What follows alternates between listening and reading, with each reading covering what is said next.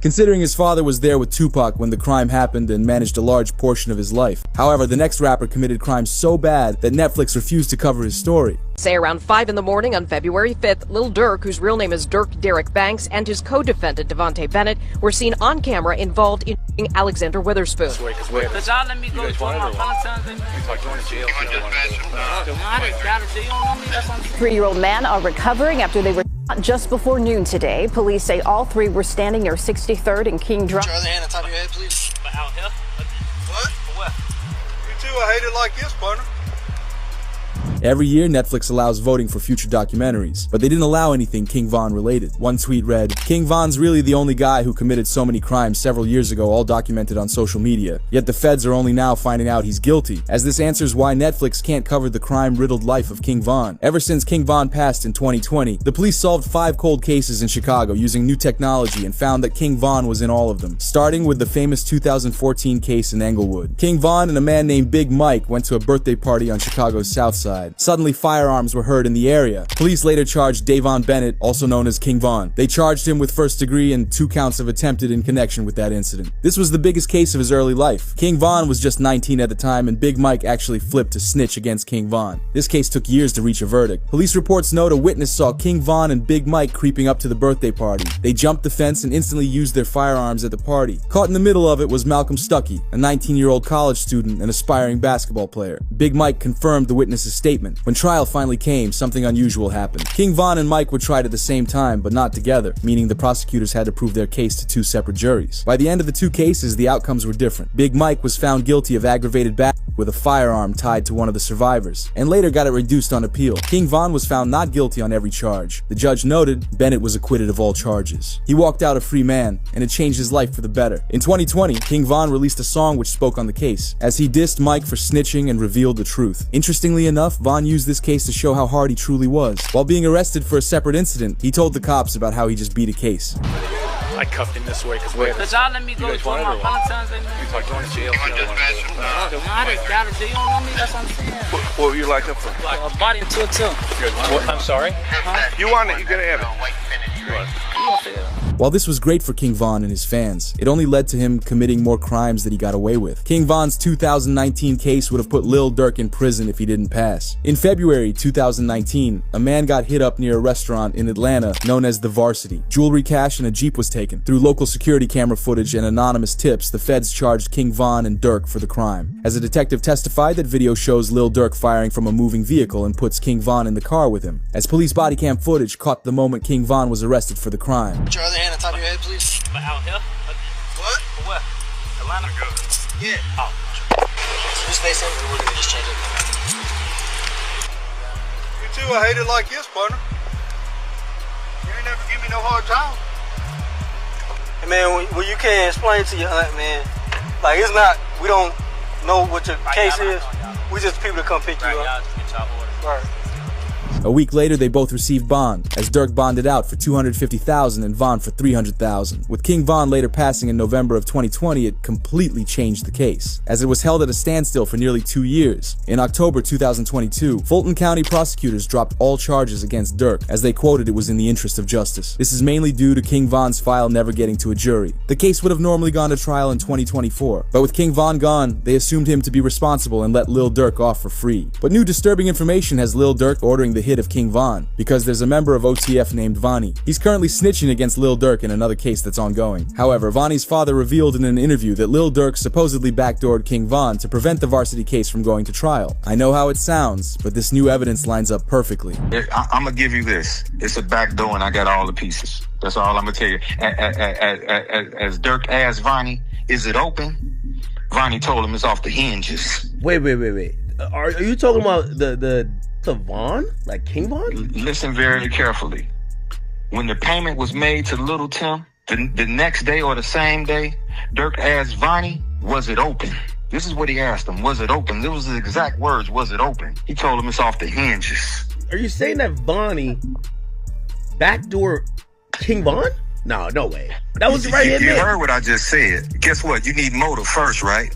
I got bankers. I got bankers that'll testify that or will make a contract or make a statement to you and let you know that this is the amount of money he had, this is what he had, this is that another. You need motive first and foremost. I got text messages from the lawyer letting you know that who told on Durk before, who told on Von before he. Academics was confused why Durk would want Von gone, which is when Vonnie's father explained the case and how it was in Durk's best interest to take out Von. Not to mention Von was never signed to Lil Durk. So with King Von starting to overtake him in rap popularity, he could have got jealous of Von's success. Why would Durk want Von? Let me give you this. First of all, you didn't sign your rights over. You ain't in no 360 deal. First of all, you can't bring nobody into the business and they surpass you. How you bring me to the table when I pass you up? Don't nobody want their chief spot taken, do they? That's an interesting. Dude was a slack. Dude was he was signed to boys. He was Von wasn't no slack. That's interesting. I did find out that Von didn't have any contractual ties to Durk like that, which was. I mean, come on, man. He wasn't even signed to him. How's this his friend? He lied on Breakfast Club and said, "Hey, you think your man would be sitting here with $300,000 worth of jewelry on and he not have an attorney? He got a public defender." Court files suggest this case was closed privately, meaning Lil Durk likely made some sort of deal with the courts and placed the blame on Von. Although Vonnie's father wasn't done yet, Vonnie's father reveals Vonnie allegedly orchestrated Lil Pap and King Von's passing. Oh no, he ain't take my rights. He ain't respond no back to me because this is on a tablet. He on a jail tablet when I sent that to him. He ain't respond nothing else to him. I told you he can't take my advice because they playing. They made themselves get caught. This is what come along with it. They wanted to get caught. You understand me? So, that's what you meant by trenches of paint. Okay. What you mean, trenches what? Was it you that said that? With the whole narrative about Vonnie snitching with the text messages? Like, that's... Yeah. I don't know who said that, but that was me. But that was a focus. Everybody was trying to make it seem like that's what the text messages was about. That's just saying what he finna cop out to and this, that, and and with me saying Von, some people like, damn, what he gonna tell on some words on Von? I ain't gonna lie, I said that in my video. I'm intrigued to know what the Von name was for. No, he ain't gonna tell him no Von. You gonna tell it just like you orchestrated Lil Pap. You orchestrated this, and guess who you work for? The passing of Lil Pab is the current case that Lil Durk is facing life in prison for. However, King Von's name was all over the passing of FBG Duck. On August 4th in the afternoon, FBG Duck and his girlfriend parked on Oak Street in downtown Chicago. He stepped out and got in line for a luxury store. Once Duck was spotted out in public, members of OTF alerted the rest of O Block. As cameras caught members sprinting down the stairwell and racing out of the Parkway Garden apartment buildings, also known as O Block. Cameras captured both a Ford Fusion and a Chrysler 300 rushing to downtown Chicago. These men didn't want to lose the opportunity to take out Duck. However, a string of city cameras and license plate readers followed the car's path all the way from O Block to Oak Street. At 4:26 p.m., both cars stopped in front of Duck's vehicle. Two men hopped out of the Fusion and Chrysler and lit up FBG Duck before quickly speeding off. Duck and another person ducked behind the car. His girlfriend was hit in the wrist, and another friend was hit 3 times. It was clear that Duck was the target, as police reported he was hit 16 times, and we later saw King Von be interviewed by DJ Academics. Were you saddened by the news that he was? Man, I heard it. I ain't even go to sleep at night. Couldn't believe it. Hold on, man.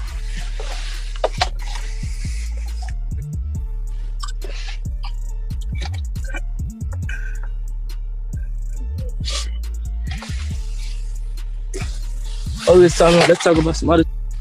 Investigators counted 38 shell casings at the scene. For a long time, no arrests were made in connection to the crime. That was until detectives tracked the cars all throughout the city. The craziest part was that the O Block members didn't care one bit. Right after they finished the hit, they drove back home and parked their cars like normal. They figured the crime would fly under the radar like a lot of other Chicago hits. However, with it taking place in Chicago's luxury shopping spot of the city, they had to find who was responsible. Later on, the O Block 6 were arrested, consisting of C, Kenny Mac, Los, C Thang, Muop, and THF Teasy. All of these guys had something in common. They were all gifted diamond chains from King Von, which led prosecutors to believe King Von spent the $128,000 on the pendants as rewards for the crimes each member did. On August 14th, just 10 days after Duck's passing, Icebox released a video of King Von buying the chains. Later evidence came out in January 2023. The Chicago Sun-Times reported that police records from weeks after the incident contained an informant who claimed Duck had a price on his head. The informant stated someone from the Black Disciple Street team offered $50,000 for Duck, which later increased to 100,000. In 2024, trials for the suspects that took out Duck were held. Obviously, there was never a full-on announcement about King Von's involvement since he had passed only months after Duck did, but he's believed to be the one who ordered it. However, the updated evidence of cases against King Von weren't the only things released to the public this week. His own actual file how he passed was released. In these files, it begins with the police being told by a nurse at the hospital that King Von was alive in the hospital after making it through 2 surgeries. However, while he was waiting on a 3rd surgery, he suddenly passed when someone walked in the room and startled him. And Von made it through 2 surgeries. He had 3 surgeries ago. He made it through 2 surgeries. And then after the 2nd surgery, he hopped off the bed and started fighting the nurse and said where his gun at. And he went and he died because he went into shock. So he was making 2 surgeries. How hours later, Kayla know, he fought the nurse. She the one told me that. His mama didn't even know that. How you knowing what's going on inside the hospital? Because she was there at the hospital. To add on to the conspiracy that Durk ordered King Von's hit, one of Von's close friends named Balo spoke about how Von's hired bodyguards completely left the scene once the brawl broke out. His security guard let him walk. You get paid he get paid to protect. How the f you let him walk over and fight? You ain't supposed to let him fight. He ain't supposed to be touching nobody. Security guard, if anything, you make sure Quando them leave. Whoever else they was with, you make sure they leave. How you let him walk over somebody that's the reason y'all here, the reason everybody in this parking lot here, because this man right here making the money and y'all his entourage. But that security guard, it's something fishy with him. That's why he deleted his Instagram. I definitely feel like it's foul play. I don't know where it's coming from, but I definitely feel like it's some weird shit going on. The police body cam footage shows Von's friends, but not one single bodyguard. But to understand it all, we need to review the police file on King Von's passing, as they detailed how the entire night went down. On November 5th, 2020, Von and his crew were headed to a club to celebrate his album's release party. The night was supposed to be a massive celebration for King Von, but no one knew it would be so short-lived. With King Von having a troubled past, he knew the risks of being out in public, which is why he had the best security out of nearly any rapper and had a crew of 20+ members with him. Even Von's manager spoke on the extreme measures he took regarding security. I travel with one security that moves with Von, and he traveled with 2 more security. You know what I'm saying? Von traveled in a proof truck, and not only that, his guys are security, man. He travels with 10 to 15 guys daily. They protect and love Von more than any security would. I think we're about 8-10 cars deep, 20-25 on entourage. For unknown reasons, King Von didn't act like himself on this night and would later act out, putting his life in jeopardy. However, the party inside the club was going great. Everybody was having a good time, and the party came to an end at 2:30 in the morning. The plan was for them to return back to their hotels for the night, but Von suddenly switched it last minute. Everybody mind leaving the club is that we're going to the hotel and the Airbnb, because that's normal routine. The club he went to, the after hours, wasn't getting paid for.